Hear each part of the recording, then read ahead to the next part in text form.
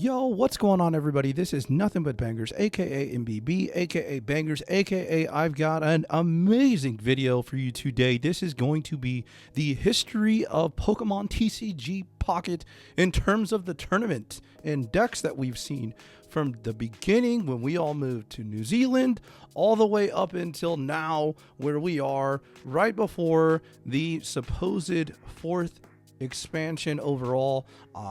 Technically, it'll be the second mini set, but I've got all of that jam-packed into this video, so sit back, relax, let's stroll down memory lane as we recap this. And for some of you who may have joined the game a little bit later, maybe it kind of throws you back into the time when you weren't even playing, but there were some cool developments, and all of these things led to the metagame that we are seeing right now and kind of the tournament scene that we see right now. So I'm very excited to show you guys all of this. And some of you have been here the whole way, right? And so I wanted to really take time, really do this video right. And hopefully this is a video that we can look back on, years from now, hopefully, or even months from now, and just say, wow, yeah, that was definitely a thing, wow.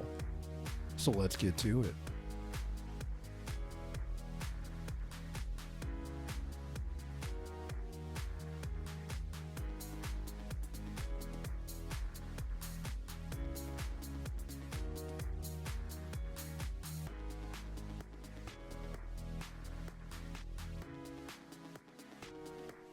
Pokemon Pocket officially released first in New Zealand, and a lot of us had to move to New Zealand. We had to literally jump on an airplane, fly, first class like I did, all the way across the world, and we moved to New Zealand and was like, hey, let's start collecting these cards. Let's start ripping some packs. Let's experience the gameplay. And within the first day, a lot of us were hooked. It was an incredible game to really just dive into. And a lot of you probably felt very similar to when you first joined the game. There's so much new things that you start getting. You start doing the AI battles. You start getting a lot of packs, a lot of hourglasses. And it's a fantastic journey.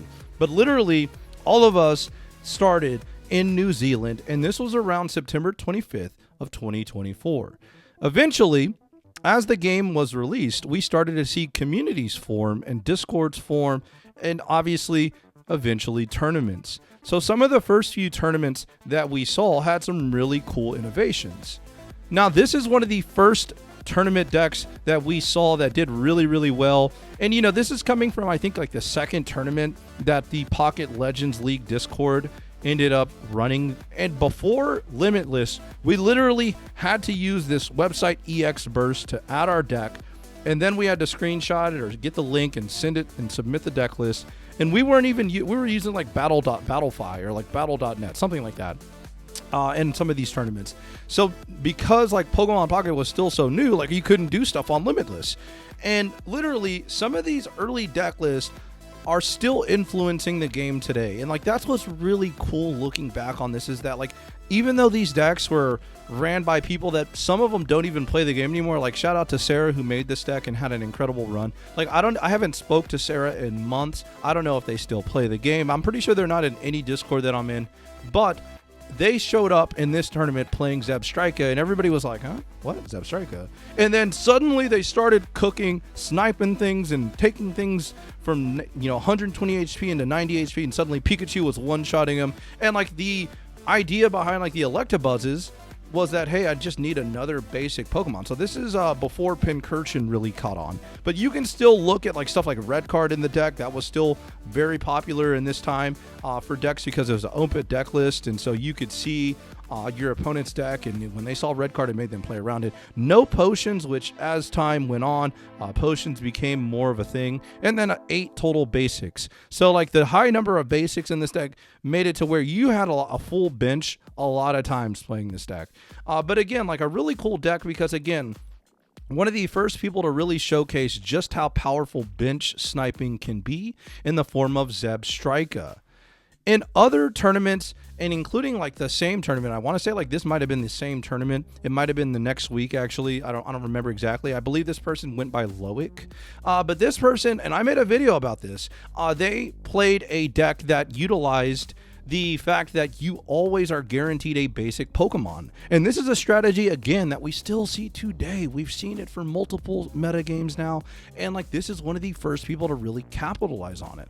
And so they decided, hey, let me run Kabutops, but I'm only going to run 2 Cubones, no other basics. So I'm guaranteed to find Cubone, and now I just need to find fossils and start evolving. Well, in order to evolve, they decided to run a total of 4 copies of Marowak, 2 EXs and 2 non-EXs. And this is one of the first times that people had seen this concept, and for the foreseeable future, this is always something that can stick around. And so like it was really cool to see this person, not only did they innovate in how they built the deck, this is also a direct response to what the metagame was. And they were like, hey, I see there's a lot of Pikachu. Let me try to beat Pikachu, right? And then, keep in mind, there were the other decks that were around at that time were like, Articuno trying to high roll people with maybe some Greninja technology, and then Pikachu, obviously, and then a lot of Mewtwo, right? Like, those are like the 3 big decks. And so this person bringing fighting was like a big curveball. And the thing is, Marowak EX, if you're flipping heads, you can definitely win. So, really cool to see the innovation of this deck. And again, like you still see some of the fundamentals of this deck in decks today, and some people don't even know that this deck existed. That's what's crazy about it, right? When I mentioned Mewtwo, this is one of the first Mewtwo decks that was piloted to multiple top cuts by Jaden, and I actually played Jaden, I believe, en route to my tournament win early in the game. But, Jaden decided to play Mewtwo, and this is like one of the earlier Mewtwo decks that utilized just Mewtwo and just Gardevoir, right? No Jinx, no base Mewtwo, and when you take a look at the trainer lineup, it looks a lot familiar to what we remember with the Genetic Apex format. And so, like, this person, very talented at playing Mewtwo, and them along with a person by the name of Drake really set the stage for Mewtwo in the early parts of the game. And again, like the game wasn't necessarily globally released, but when people got the game globally released and were able to see some of the deck list, they were playing these decks, right? And like that's what's really cool about it. But again, I could show you a water deck, but I mean it's just Greninja and Articuno. And honestly, I couldn't find Sush's deck list, right? Sush was one of the first people to get in the finals with water. But this was a deck that influenced me tremendously. And shout out to Hat. I don't even know that Hat plays the game very much anymore. But Hat decided to show up and play a grass deck. And not only was this really cool because it was grass, this was really cool because it used Victory Bell. And Victory Bell, the whole idea behind Victory Bell was to target these basic EX Pokemon and to target little basic Pokemon that couldn't evolve yet. So stuff like Staryu, even, stuff that maybe took a little bit time to get going, it could KO them before they evolve, right? And so not only did it have the Victory Bell technology, it also had the Exeggutor technology. Hat was one of the first people to realize that Exeggutor EX is really freaking good. And if you can evolve it, even if you go first and you get to have the first evolve of the game, Exeggutor EX can just sweep by itself.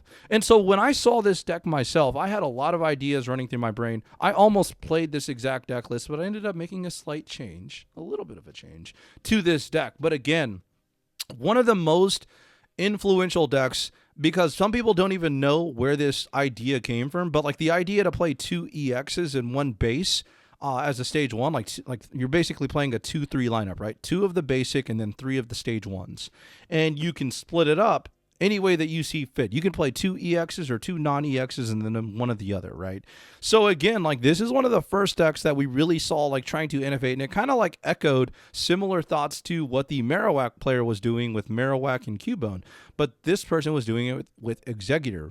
And like what's ironic about this is they ended up playing in the top cut. It was the same tournament. They ended up playing in the grass deck 1 because part of it is because of the type advantage, and then part of it is because Exeggutor EX is really freaking good. But again, this deck influenced me a tremendous amount, so much that I basically copied the trainer lineup and I said, hey, instead of Victory Bell, what if I played Venusaur EX?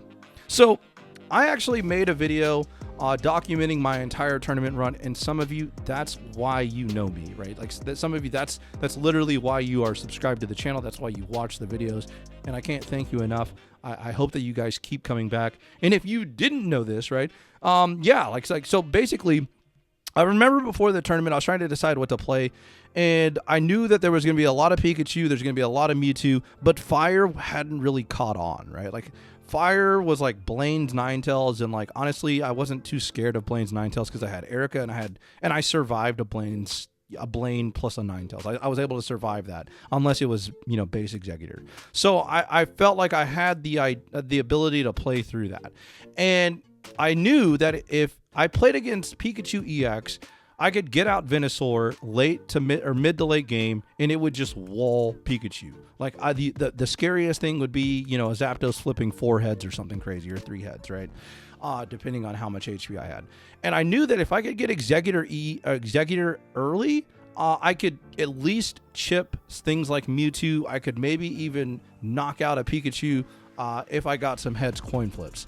And so I decided, hey, let me prize map my opponent. So I was one of the first people to really take advantage of this strategy of trying to make my opponent play 1-1-2, right? 1 point, 1 point, 2 point. So you're going to have to knock out both of my Executors and my Venusaur, and you're going to have to get through both of my Ericas as well. That was my game plan going in, and it ended up working out. It was really cool. And again, one of the big things that I wanted to, show everybody is that this was a meta call. Right? Like, I remember making the video before the tournament started and talking to the camera and saying, this is a meta call.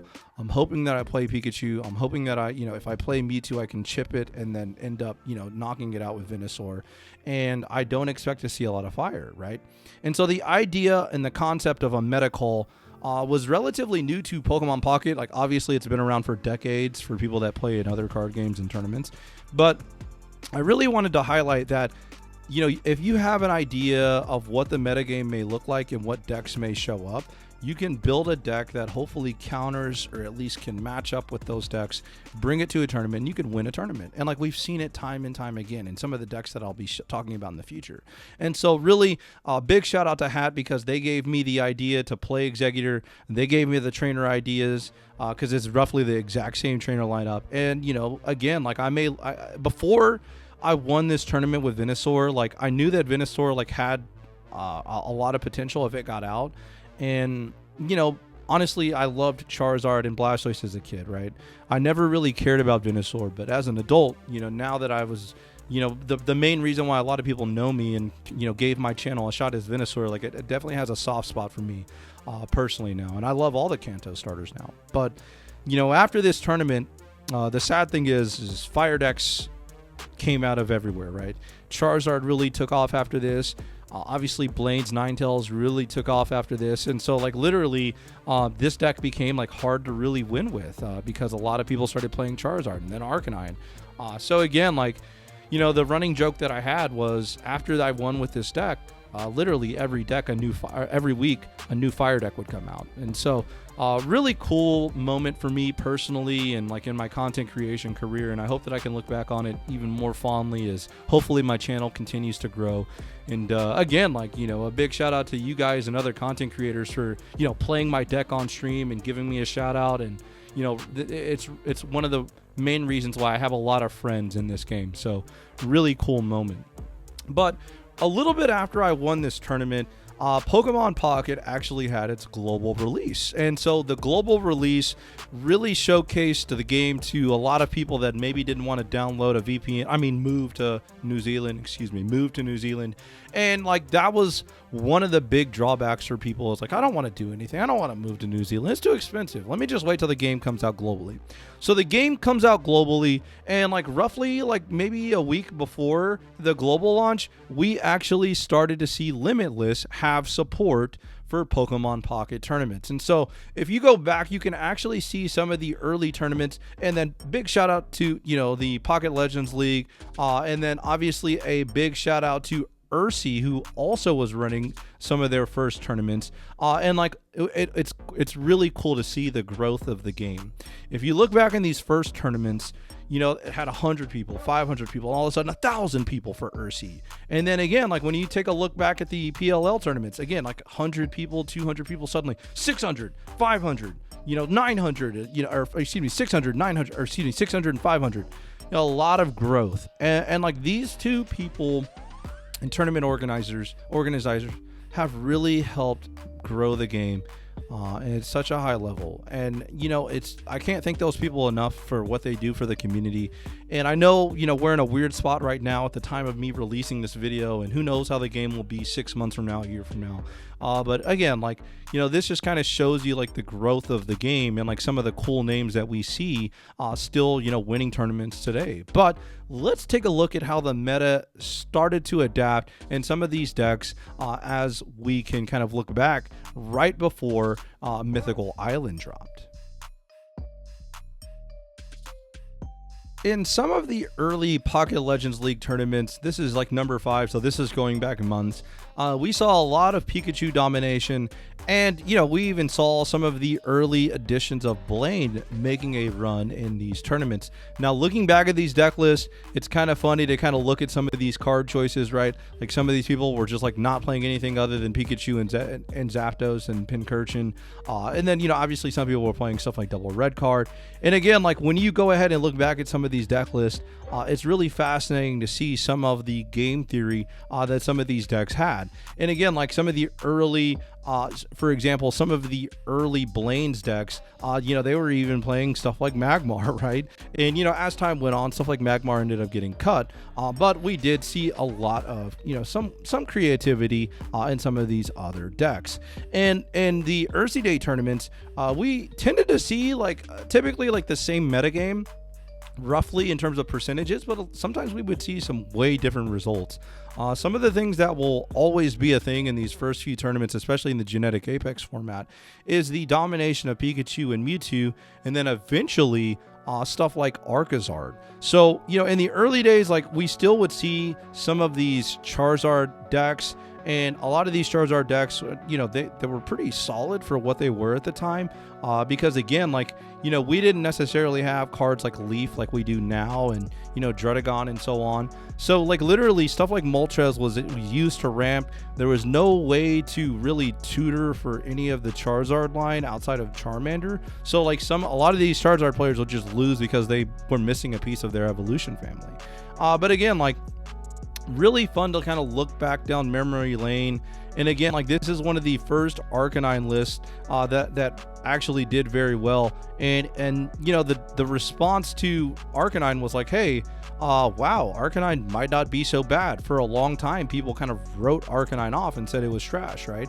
But people realized that, hey, Arcanine deals with Pikachu very well. And against Charizard, if you can get Arcanine out faster, Arcanine can outrace Charizard. So, and the only tricky part about Arcanine was Mewtwo EX dominated it, right? It was a weird thing where Charizard dominated Mewtwo, but Arcanine got dominated by Mewtwo. So really weird kind of juxtaposition there. And then over time, we started to see some variations of these fire decks. This is one of Goob's deck lists that he ended up winning the Pocket Legends tournament with. And looking back, you could see that Lieutenant Surge and Raichu was a direct response to the domination of a lot of these decks like Arcanine, and, maybe a little bit of a way to fight back in the mirror as well, because Raichu was able to one-shot a lot of things in the mirror, actually everything in the mirror. So again, Pikachu evolved over time. There were multiple variants. There was Zebstrika variants, there was Pincurchin Zapdos variants, there was Raichu Lieutenant Surge variants. And what's also interesting is we saw a lot of Japanese players bringing Magneton along with Raichu and Lieutenant Surge. And part of me always wonders, with the recent developments of Spacetime Smackdown and Magnezone, were these Japanese players just waiting for Magnezone to come out so that way they could splash it into all these decks? Because again, for whatever reason, and that's something that's really fascinating about trading card games, there's a lot of regional variants, right? There's different metagames depending on different parts of the world. For whatever reason, I think a lot of it's due to how people think and perceive the game. But for whatever reason, if you go back through a lot of these deck lists and kind of check out some of these Japanese players, a lot of them loved the Magneton technology in these Pikachu decks. And so I've even had this discussion, is it crazy to think that there were people that were just kind of waiting for Magnezone to come out so they could ramp with Magneton, play no electric energies, and then evolve to Magnezone and KO things. Like, part of me thinks that was 100% the case. And like, that's where Dark Zone came from, right? So like, it's really fascinating to see the impact and the ripple effect of like looking back at some of these old deck lists into nowadays, right? And like, when you're watching this, it may be like 3 months in the future, and like Magnezone may get power crept. Who knows? We may, like, I don't know what's gonna happen in the future. But like, it's really cool to see the connections that, people make with cards over time. Now, I mentioned Archizard, and this is the Archizard variant that a lot of people ran in this time period as well, before we got Mythical Island. And the idea of Archizard was, hey, you beat Pikachu and you can beat Mewtwo. And so Mewtwo gets beat by the Charizard and Pikachu gets beat by the Arcanine. So like, literally, it was the direct counter to the other two big decks in the format. And then, although water had always been around, it was kind of considered a high roll deck, right? Like, if you can make it through a tournament high rolling with Misty, great, but there was no Druddigon to hide behind, right? Like, people weren't playing Kangaskhan as a wall and then, slowly powering up stuff like Starmie and Articuno and having a lot of success. Now, if we ever had a retro format, the question that I would have, and like, keep in mind, like, Mewtwo and Pikachu had like 60% of the top cut in some of these tournaments. But as we close things out with like the EX decks, because I'll talk a little bit about no EXs, is I wonder if we go back and play nothing but Genetic Apex format tournaments, I wonder what the meta would be like. I wonder if people would cook up, Magneton Greninja, Magneton, I don't know, whatever other deck, and like just splash Magneton, not play any electric energy, just use Magneton to ramp itself. And I wonder if they could win games and beat some of these top tier decks by using the stuff that we know now, right? And the other idea that I think about too is like, hey, a lot of people weren't really playing Kangaskhan, and like, I know that we have Leaf in our toolbox now, but I wonder, like, is there any like actual reliability to play something like Kangaskhan alongside Starmie EX or and like treat it like Gyarados is, Gyarados EX, like, where, hey, I put the energy on my Kangaskhan, I'm applying pressure, but I'm getting time to find my Starmie EX so I can pivot into it at some point and then start hopefully, sweeping with Starmie EX or Articuno EX. Like, I wonder, is that a thing? And then obviously you play Greninja too, right? So I don't know. I just wonder, like, again, if we were to play a Genetic Apex only format, what decks would pop up that maybe we hadn't thought of until, later on down the line. And like, I really hope like Pokemon Pocket continues to succeed and like grow, because I look at other card games like Yu-Gi-Oh, for example. Some people play 20-year-old formats in Yu-Gi-Oh, right? They play a format that was big in 2005, and they still play it today, right? Some people play a format from like 2010, 2015. They still play those formats in Yu-Gi-Oh. They call them retro formats, and they have tournaments for them. Like, they have like these invitationals for them and stuff. Like, they're community driven. So again, like, I wonder if that'll be the case, and I would really love to see it, especially like the last week of a set before a new set, right? I would love to see these tournament organizers say, hey, we're going to play a Genetic Apex format only. Or, hey, we're going to play cards only from Mythical Island and Genetic Apex. Like, I would love to see, what the meta looks like now that, like, we have an idea on some new concepts. When it comes to other formats, let's take a second to talk about the No EX format. The early days of No EX format were really cool to see, because the community basically said, hey, some people aren't happy with like how much Pikachu, Mewtwo, and Charizard are dominating. Let's play No EX. And people started a trend where they would type No EX into a private lobby in the game, and they would queue up against other No EX decks. When it came to the actual format, as you can tell by looking at this, Blaine was the dominating deck. In fact, it took a while for people to really catch on to Greninja and Tentacruel, and eventually that kind of overtook Blaine's Ninetales. But in the beginning, it was a ton of Blaine, right? And like literally when you played No EX, you basically either played Blaine or you played something that beat Blaine. But again, it was really cool to see kind of like the community's response to, hey, I don't really enjoy this format. Let me have the ability to play, something outside of just the basic meta Pokemon that we're all used to. In the first weekend of the brand new metagame, as Mythical Island got released December 16th in 2024, a lot of us had a lot of hype around cards like Mew EX because Mew EX was supposed to destroy Charizard, wipe it from the map. It's no longer existent. And then a lot of people had fun with Serebii flipping 17 million coins with Superior. And there were a lot of things that people were looking at, but this weekend caught a lot of people off guard in terms of the cards that actually shined. Now, looking back at this metagame, Scolipede showed up for one weekend and then pretty much died off because it lost to just about everything outside of Mewtwo EX.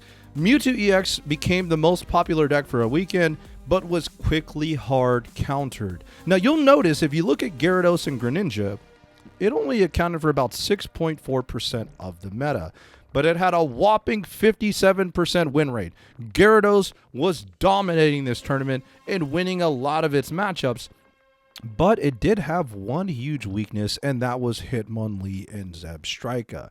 Now, when you take a look at the deck list that ended up winning the first Pocket Legends League, you're going to notice that it did feature a few new cards, Budding Expeditioner, Leaf, and Mew EX. But that was it. Those are the only 3 new cards that it included, and you could guess that the fire Pokemon were in direct response to the potential hype of cards like Serebii EX. Now, the thing that was really fascinating about this is that people had a chance to see the metagame and see the win rates of decks from the Mythical Island meta before they signed up for the Ursi Day tournament. And in the Ursi Day tournament, by the way, this is the winner of the Pocket Legends. This is the top. You'll notice that there was a Gyarados that got top 2 along with a Blaine's deck, and then, the traditional Mewtwo list. And then, hey, even had Executor Superior, had Pikachu. There was a little bit of variety. However, when we got to the Ursi Day tournament, instead of a 6% rate, it had an 8% rate of the metagame. So Gyarados Greninja became a popular deck and started growing in play rate in less than 24 hours. And it still had that 57% win rate when all the things were said and done.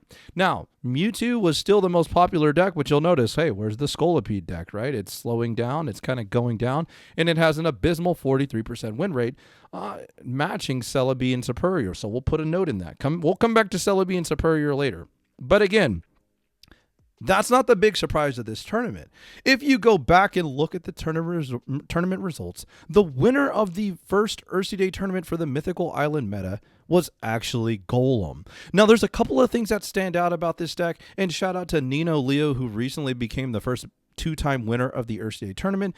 But Nino Leo brought Golem and had Marshadow from the new set, Druddigon from the new set, and Leaf from the new set to also go with the Golem, right? So for the first time, a lot of people started to realize, hey, Druddigon and Leaf is kind of good. It's kind of good. And then Marshadow is very good, right? But not only that, Nino Leo had the forethought to bring Hitmonlee to combat Magikarp. So they were able to potentially knock out Magikarps before they evolved with Hitmonlee, and that idea really took off in the next few weeks of this metagame. But really surprising to see Golem win this tournament, and it caught a lot of people off guard because it's a straight one prize deck, right?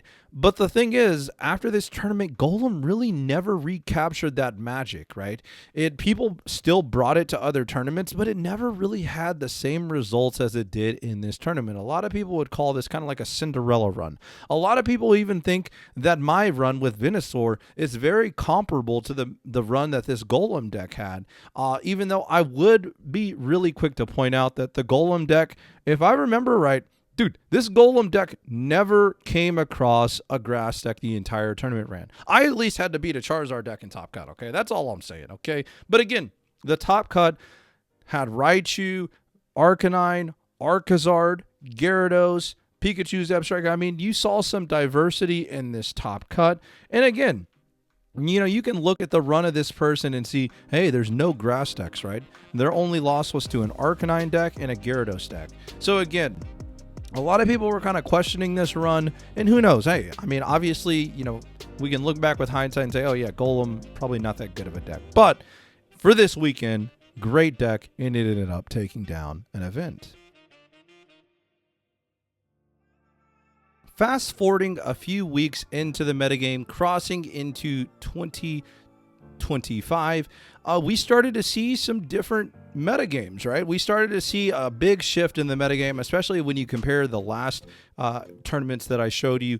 But again, Gyarados became one of the most played decks, and although the win rate dropped, it still was a very good deck. But you just saw a lot of decks started playing Hitmonlee, Zebstrika, Electabuzz, and that did a really good job answering cards that Gyarados were bringing. Now that opened up the window, and keep in mind, that did open up the window a little bit for maybe Mewtwo to strike back.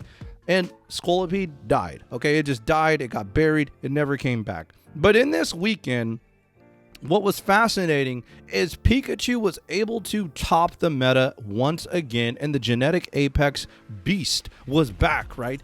And what's fascinating about this week is that if you look at this deck list, you look at the Snipers, you look at the Sabrinas, you look at the Potions for the Mirror, this deck was very solid, and it was so good. Somebody said, hey, I'm going to play that exact deck list in the Ursi Day tournament. So moving to the Ursi Day tournament, roughly the same numbers of the percentage of decks. And obviously you've got the big three, right? Mewtwo, Gyarados, Pikachu. Then you've got the Executor Celebi, the Celebi Superior decks in the background too. And keep those in mind. They're still lurking around. And then you had people still trying to play cards like Arcaz, or decks like Arcazard as well. But in this particular weekend, you look at the top standings, and Pikachu was able to win both of the premier big tournaments of the weekend. So Pikachu wins the PLL, the Pocket Legends League tournament, and it wins Ursi Day tournament. And what's crazy is it's the exact same deck list. So the verdict was out that Pikachu was still very solid because it had a good matchup into Gyarados. And Gyarados was arguably like one of the best all-around decks. The only weakness was, hey man, if you can't protect that Magikarp, it's going to get sniped. So again, the meta had kind of changed a little bit, and eventually, you know, it was going to change one more time in the last couple of weeks of the meta. But for a little bit, the Genetic Apex Beast Pikachu was able to reign supreme. Wrapping up the Mythical Island metagame, we ended up seeing some very interesting results, including Mewtwo even taking home a championship in the Pocket Legends League tournament. Notice, hey, Gyarados, very, very low in terms of these rankings. And that was a big response because people got tired of their Magikarp getting stretch kicked by Hitmonlee or getting zapped by a Zebstrika. So you started to see the window for Mewtwo to open up and, you know, sneak in and win a tournament. And when you look at this deck list, I mean, it's a pretty standard Mewtwo deck list, right? I always was a fan of playing an extra one prize attacker, and this person chose to bring Mewtwo because it could address, you know, things like Pikachu EX very easily, and in some scenarios it could even address an Arcanine EX. So there were a lot of big things that I thought were really good about, you know, this Mewtwo list in particular, and it was really cool to see, like, hey, the genetic Apex Pokemon are still playable, right? They're still able to win tournaments depending on the metagame, depending on how, you know, the meta shapes up for that particular tournament. Now moving over to the Ursi Day tournaments, the last two of the metagame for Mythical Island, grass finally showed up, and it was really fun to see Executor EX finally get the attention that it deserved. If you remember the beginning of this video, I started talking about how dominant Executor EX is when you can get it out early, and for the first time, a lot of people started to realize just how powerful it was if you can get it early.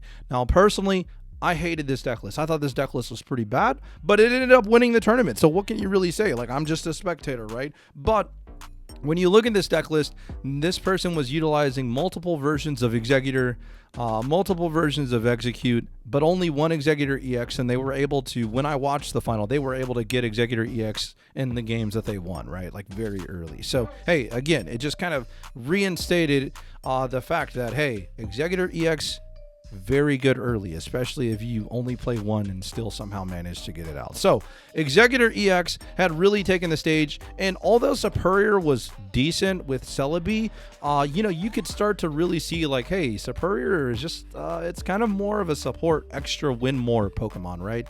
Serebii EX does a lot of the heavy lifting along with Executor EX, and when you take a look at the metagame again, you take a look at this and you're like, hey man, that's a lot of genetic Apex Pokemon towards the top of the standings. The last weekend of the Mythical Island metagame, Serebii did it again. It went back to back and got another W, taking down a fire deck in the finals. You guessed it, thanks to Executor EX. Now, this was the deck list that won. I liked this deck list a lot more, even though it only played one Snivy, which is a little questionable, but it made room for double Executor EX, which is what matters. And although that finals was a incredible show, right? It was an incredible show. I remember casting this with Ursi. Wild tournament, a wild finals. At some points, you were questioning some of the decisions that were made.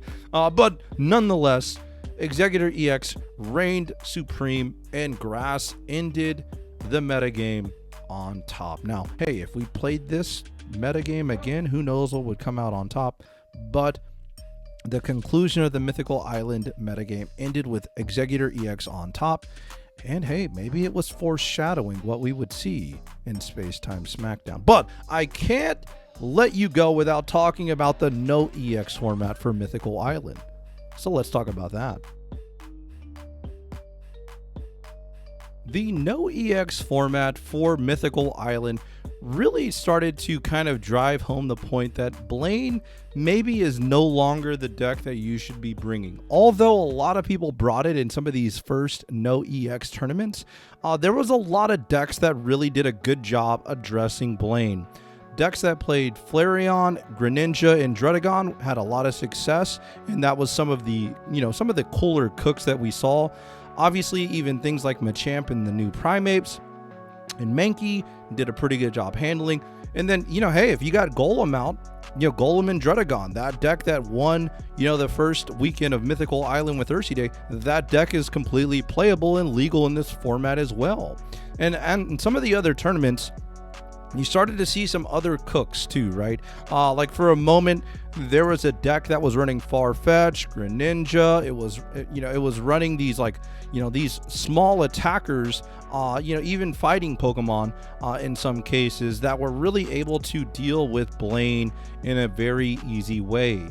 And then on top of that, hey, maybe you had the occasional Scolipede deck. Maybe you had the occasional Dragonite High Roller, right? Even in some no EX tournaments, you even saw Melmetal. But again, for the first time, I think, in this game's existence, Blaine was really kind of pushed to the side in the no EX format. At the end of January, not only were we really excited to see Space-Time Smackdown, we also saw the addition of a new feature, trading. Now, this was a feature that a lot of people were excited about. However, since it has been released and revealed, a lot of people kind of skeptical about it. In fact, a lot of people kind of don't like it at all. But trading was finally added with the stipulation that, hey, you can trade everything except EXs. You need like stamina for that, and then you need this currency.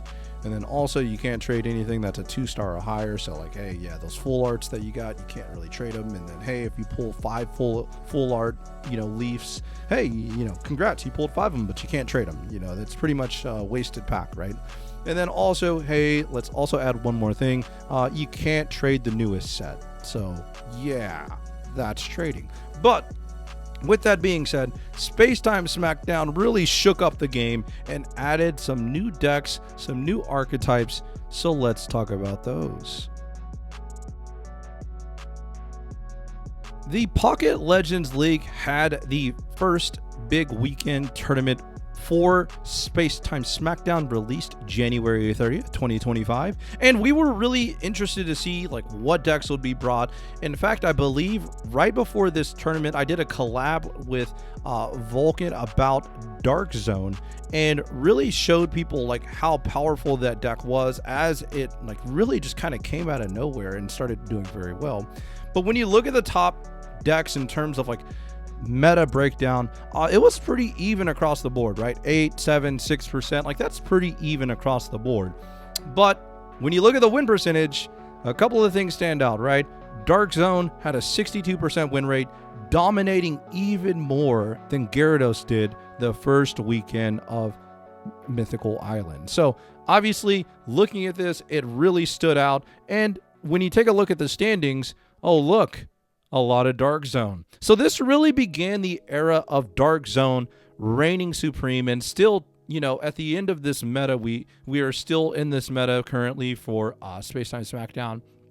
But Dark Zone still continues to be one of the best decks, and arguably one of the best decks that the game has ever seen. It just also has a very good competitor that it goes up against. But again, Dark Zone came out of the gate dominating very well, and like, you know, the deck list for the most part, it's still like roughly the same as what you see. I would argue that Kangaskhan and 2 Leafs are better in this deck. If you can find room, you got to definitely find room. And lately the trend is cut 1 Darkrai, cut Druddigon, add another Leaf, add Kangaskhan as a 2-of, right? That seems to be the newest trend, but the 1 Cyrus, 1 Sabrina, like this deck, very strong as well. And then again, like when you take a look at these new decks and these new archetypes, Palkia also had a pretty cool showing, right?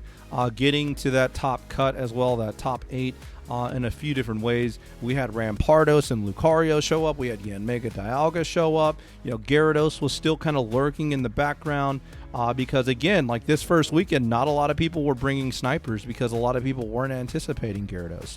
So, you know, even though it only had a 47% win rate, Gyarados and Greninja, you know, it still, you know, did pretty well in terms of when it got to the top cut because not a lot of Zebstrikas were around. Like, look at this meta breakdown, right? Pikachu only accounted for, you know, roughly 4% of the metagame.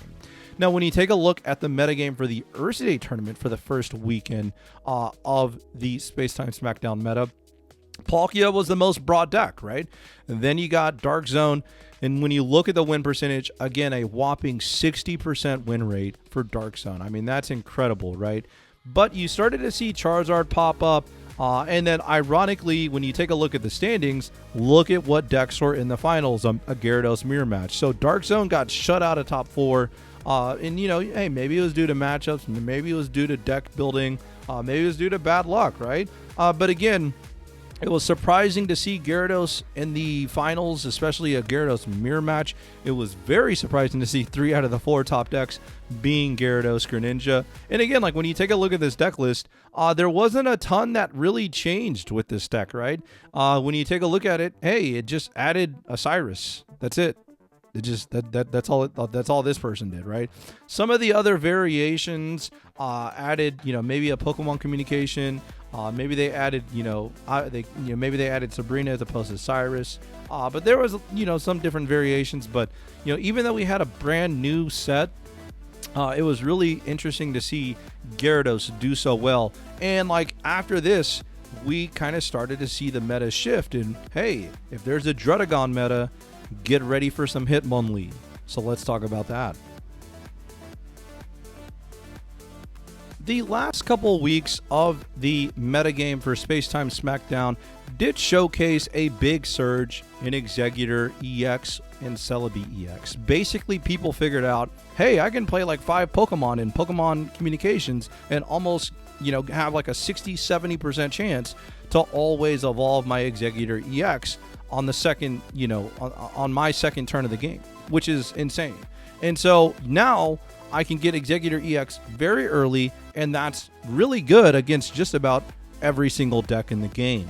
So because of that shift, we still saw Dark Zone still be very popular, but Exeggutor EX, I call it kind of like the raid boss, right? It became very popular and continues still to dominate a lot of these tournaments and a lot of these events. Now, it's not always going to win, but it's definitely going to be very close. And keep in mind, like, it does a great job just shutting out these decks that don't do big amounts of damage, which, if you kind of think about it from the other point of view, well, if grass is popular, welcome back Charizard. So, looking at the Pocket Legends League, you saw a lot of Executor EX this week, right? And in this weekend, it really showcased, hey, Executor EX is busted. Okay, let's just be real here. It's busted. And when you take a look at these deck lists, they're pretty standard for the most part now. You'll see some people bringing stuff like blue as some kind of different technology. But again, the idea is just get out Executor EX as fast as possible. Have that Serebii kind of sitting on your bench, getting loaded with energies as your nuke.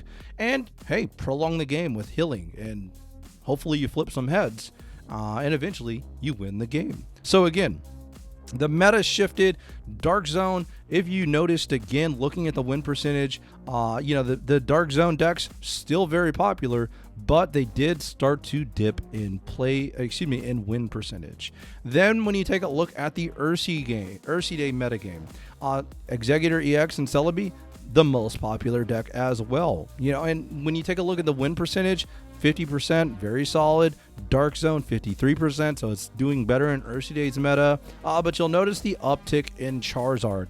And Charizard is a direct response to the Executor EX problem. Now, when you take a look at the winner of this tournament, guess what?